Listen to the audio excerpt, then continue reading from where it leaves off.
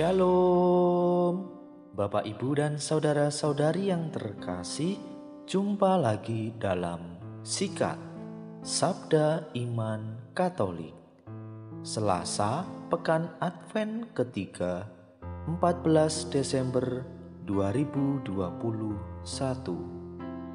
Gereja hari ini memperingati Santo Yohanes dari Salib, Imam dan Pujangga Gereja. Bacaan dari Injil Matius bab 21 ayat 28 sampai 32. Marilah kita siapkan hati dan pikiran kita untuk mendengarkan sabda Tuhan. Semoga Tuhan beserta kita sekarang dan selama-lamanya.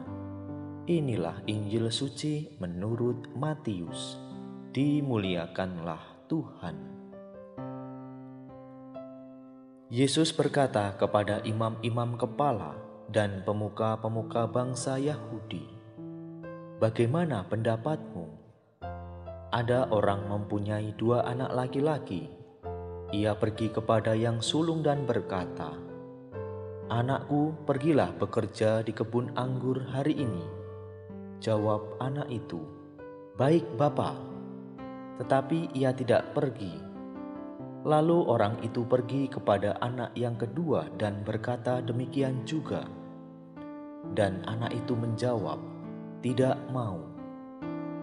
Tetapi kemudian ia menyesal lalu pergi juga. Siapakah di antara kedua orang anak itu yang melakukan kehendak ayahnya?" Jawab mereka, "Yang kedua." Maka berkatalah Yesus kepada mereka, "Aku berkata kepadamu, sesungguhnya pemungut-pemungut cukai dan pelacur-pelacur akan mendahului kalian masuk ke dalam kerajaan Allah. Sebab Yohanes Pembaptis datang menunjukkan jalan kebenaran kepada kalian, dan kalian tidak percaya kepadanya. Dan meskipun kalian melihatnya, namun kemudian kalian tidak menyesal, dan kalian tidak juga percaya kepadanya." Demikianlah sabda Tuhan. Terpujilah Kristus. Bapak, Ibu, dan saudara-saudari yang terkasih, renungan hari ini akan dibawakan oleh Suster Julieta Soares Ismaik dari Timur Leste. Selamat mendengarkan.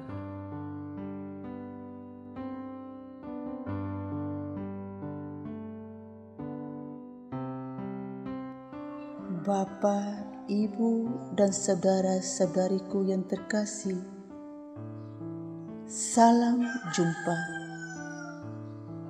Tema renungan kita hari ini, membangun sikap pertobatan yang tulus melalui tindakan konkret melaksanakan kehendak Allah. Hari ini, tanggal 14 Desember, Gereja wajib merayakan peringatan Santo Yohanes dari Salib. Santo Yohanes dari Salib adalah seorang pastor Karmelit Spanyol, dilahirkan di Fontiveros, desa kecil dekat Avila. Kanonisasi pada tanggal 27 Desember tahun 1726 oleh Paus Benediktus. Ia meninggal pada tanggal 14 Desember tahun 1591 di Ubeda, Spanyol. Dia dikenal atas kerjasamanya bersama Santa Teresa Avila dalam reformasi Ordo Karmelit, dan untuk tulisannya, baik puisinya dan penelitian tentang pertumbuhan roh dalam pandangan Kristen, tentang terlepasnya roh dari diri manusia dan melekat kepada Allah. Dianggap sebagai puncak literatur mistikus Spanyol. Ia seorang mistik Karmelit yang digelari Doctor of Mystical Theology. Santo Yohanes dari Salib memiliki dua sikap dasar iman kepada Yesus yang perlu kita teladani, yakni yang pertama, Santo Yohanes dari Salib ingin bahwa hidup menjadi rasa syukur kepada Tuhan karena ia selalu menyadari bahwa dia ditebus oleh Kristus bukan melalui harta benda dan kekuasaan, tetapi melalui pengorbanan Yesus di salib. Yang kedua, ia ingin menjalani apa yang Tuhan Yesus sendiri jalani. Santo Yohanes dari Salib ini sungguh mempunyai cinta yang besar, luar biasa, cinta yang tulus pada salib. Dia katakan, jangan mencari Kristus tanpa salib. Bagaimana dengan kita? Apakah kita juga mencintai salib Kristus? Bapak, Ibu, dan saudara-saudari yang terkasih, Injil hari ini tentang perumpamaan dua orang anak, di mana anak yang pertama atau anak sulung disuruh oleh bapaknya untuk pergi bekerja di kebun anggur. Ia menjawab iya, tapi tidak melaksanakan. Sedangkan anak yang kedua, ketika disuruh oleh bapaknya pergi bekerja di kebun anggur, ia menjawab tidak, tetapi kemudian ia menyesal dan ia melaksanakannya. Anak yang pertama itu adalah para imam, kepala dan para pemuka rakyat. Secara teori memang hebat. Mereka mengerti tentang kitab suci, mengerti tentang warta pertobatan, dan mengerti tentang banyak hal. Akan tetapi, pengertian yang mereka miliki tidak dapat menyelamatkan mereka, karena mereka hanya sampai pada tingkat pemahaman atau pengertian. Mereka tidak mau mempraktekannya dalam kehidupan mereka sehari-hari. Sama seperti kita, jika kita tarik perumpamaan tersebut ke konteks masa kini, Tuhan tidak butuh orang-orang yang hanya berkata, "Ya Tuhan," tetapi tidak mau melangkah. Seperti dikisahkan dalam anak yang sulung. Seorang mempunyai dua orang anak laki-laki. Ia pergi kepada anak yang sulung dan berkata, "Anakku, pergi dan bekerjalah hari ini dalam kebun anggur." Jawab anak itu, "Baik, Bapa," tetapi ia tidak pergi.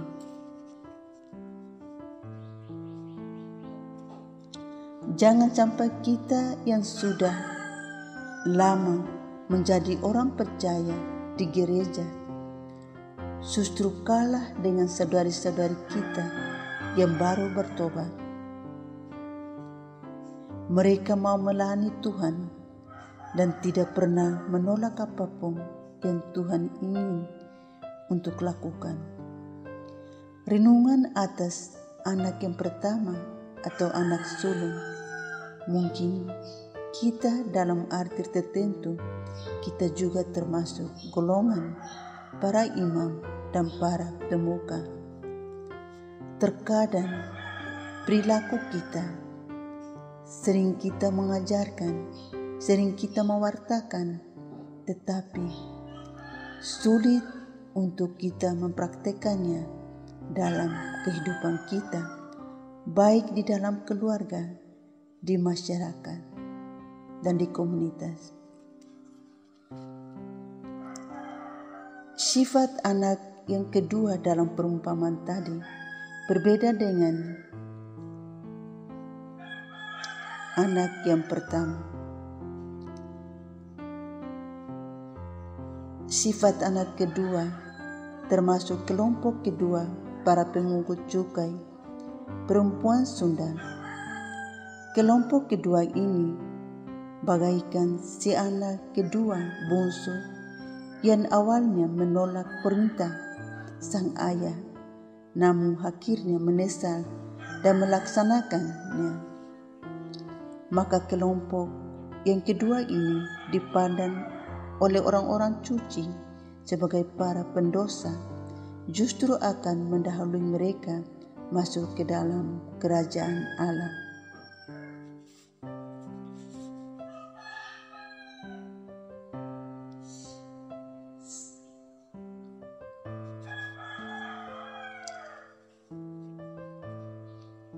Anak yang kedua, memang idealnya kita diharapkan menjadi anak yang menjawab, "Iya, Bapa, aku akan pergi bekerja di kebun anggur." Dan kita sungguh melaksanakannya, sehingga kita tidak membiarkan diri kita sedikit pun untuk melukai hati sang ayah. Maukah kita meneladani sikap dari anak yang kedua?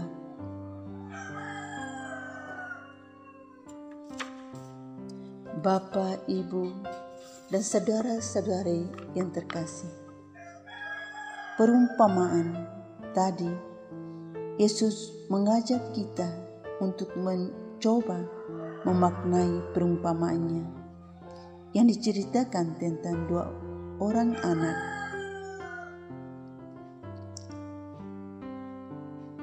Di dalam Tuhan Yesus tidak ada jalan seburuk apapun yang tidak bisa kembali kepada kebenaran. Jalan itu ialah jalan pertobatan yang diwartakan oleh Yohanes Pembaptis dalam masa Advent kedua. Membangun sikap pertobatan yang jujur, sikap mau mengakui kesalahan dan kemudian mengikuti jalan yang benar. Bukan itu yang hendak disampaikan oleh Yesus bagi mereka yang berdosa? Seberat apapun, tetap mempunyai jalan terbuka untuk kembali kepada Tuhan. Bapak, Ibu, dan saudara-saudari, keterbukaan hati dan kemauan untuk senantiasa membangun sikap pertobatan, itulah yang menjadi ukuran hidup dalam Tuhan. Ukuran untuk mengatakan seorang dekat dengan Tuhan adalah sikap rendah hati,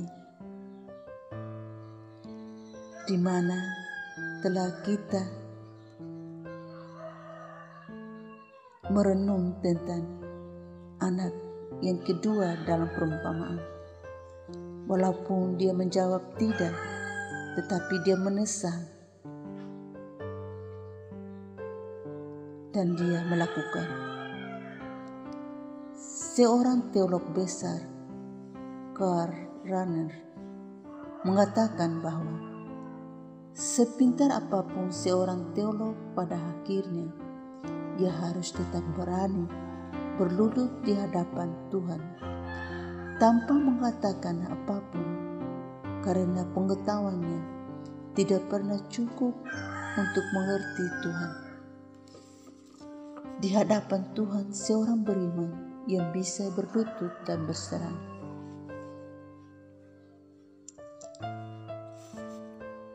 Bapa, Ibu, dan saudara-saudari yang terkasih, marilah kita di masa Advent ini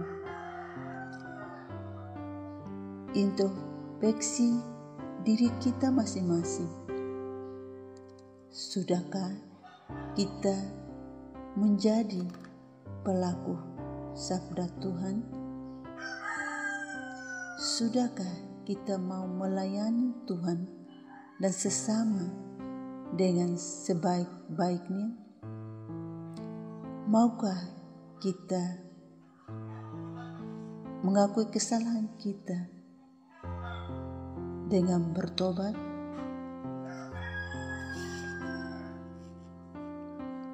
Mari kita meneladani sikap iman Santo Yohanes dari salib yang selalu menjalani apa yang Tuhan Yesus kehendaki, berani berkorban dan siap melayani Tuhan. Mencintai salib Tuhan adalah satu-satunya. Marilah kita mencintai Tuhan dan sesama, membuka hati kita kepada Tuhan dengan tulus, dan membangun relasi kita dengan Tuhan dan sesama dan seluruh ciptaan Tuhan. Mari kita meneladani sikap anak yang kedua,